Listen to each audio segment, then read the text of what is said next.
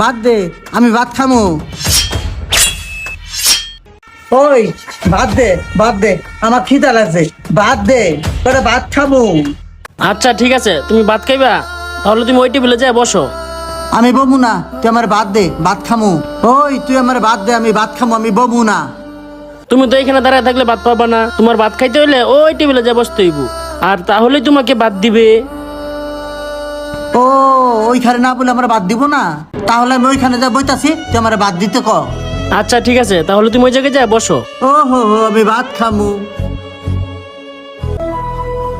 এই জন্টু, ওরে ভাত দাও, দেখো কি দিয়ে ভাত খাইতে চাই।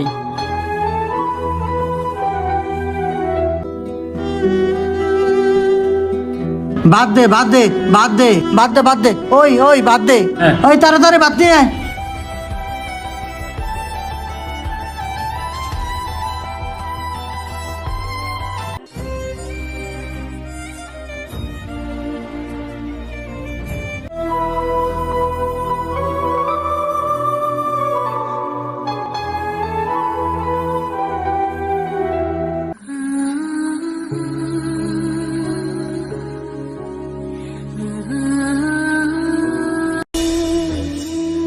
এই জন্টু, ওই টেবিলে মাংস দে।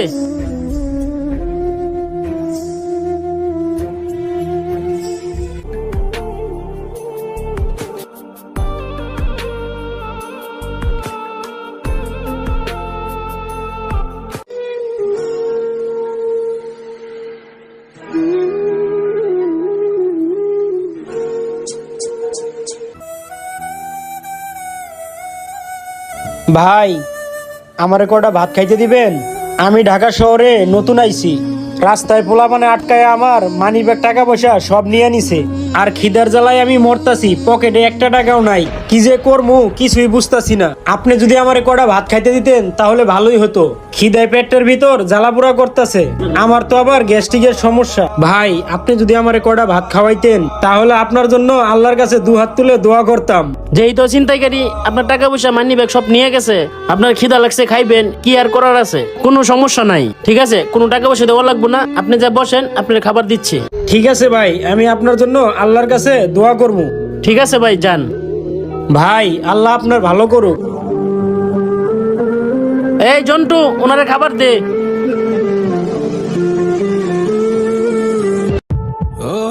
কি ব্যাপার ভাইয়া, আপনি একটা কথা বলেন তো, এই পাগলটার এতগুলা খাবার ফ্রিতে খাওয়াইলেন, এটা কি ঠিক করলেন?